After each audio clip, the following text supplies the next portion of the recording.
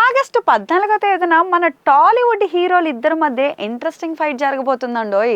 అదేంటి, war two కూలీ మధ్య ఫైట్ మన తెలుగు హీరోల మధ్య ఎందుకు అని అనుకుంటే, ఇందులో మన స్టార్స్ నటించడమే దీనికి కారణం అని చెప్పొచ్చు. వార్ టూలో హృతిక్ రోషన్తో man of masses NTR screen share చేసుకున్నారు.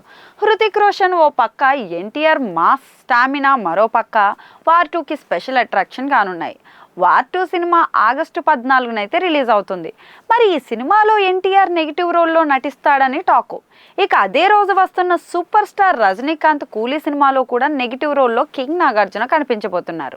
వార్ టూలో తారక్, కూలీలో నాగ్ ఇలా అనుకోకుండా ఇద్దరు నెగిటివ్ రోల్ చేయడం, ఆ సినిమాలు ఒకే రోజు రిలీజ్ అవ్వడం జరుగుతుంది.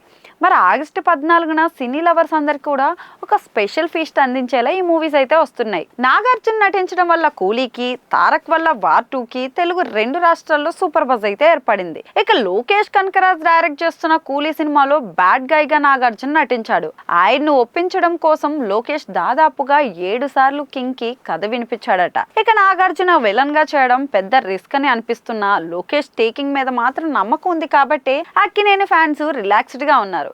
ఇక వార్ టూలో ఎన్టీఆర్ నెగిటివ్ రోల్ అయినా కానీ ఆ సినిమాకు ఆ రోలే కథను మోసే పాత్ర. సో ఖచ్చితంగా తారక్ బాలీవుడ్ లో కూడా అదరగొట్టే ఛాన్స్ అయితే ఉంది. ఎన్టీఆర్ నటించడం వల్ల వార్ టూకి తెలుగులో సూపర్ బజ్ ఉంది. ఇక వార్ టూ సినిమాను తెలుగు రైట్స్ సితారా నాగవంశీ తీసుకున్నారు. సినిమా ప్రీ రిలీజ్ ఈవెంట్ ఇంకా ప్రమోషన్స్ లో భాగంగా బిజీగా ఉన్నారు. ఇక మొత్తానికి నాగార్జున, ఎన్టీఆర్ల వల్ల వార్ టూ కూలీ సినిమాలకు తెలుగులో ఒక రేంజ్ లో క్రేజ్ అయితే వచ్చేసింది. మరి అయితే ఈ రెండు సినిమాల్లో ఏది వర్కౌట్ అవుతుంది అన్నది చూడాలి.